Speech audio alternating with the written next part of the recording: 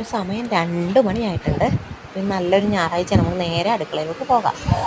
അപ്പം നമുക്ക് അടുക്കളയിൽ ചെന്നിട്ട് ഒരു പ്ലേറ്റ് എടുത്ത് വെച്ചിട്ട് ഇന്ന് എന്തൊക്കെയാണ് നമ്മൾ കഴിക്കാൻ പോകുന്നത് നോക്കിയാലോ. കപ്പ വേവിച്ചതുണ്ട്, നല്ല അടിപൊളി കപ്പയാണ്, നല്ല കുഴയും കപ്പ. ഇത് മീൻ തലയാണ്, തലക്കറി വെച്ചതാണ്.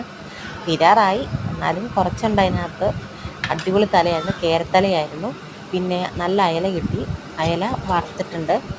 അയല വറുത്ത് നല്ല മുരിമുരിയായിട്ടിരിക്കുന്നതാണ്. പിന്നെ നമ്മുടെ ചോറും. നമുക്കപ്പോൾ ഇത് പ്ലേറ്റിലേക്ക് ആക്കിയാലോ.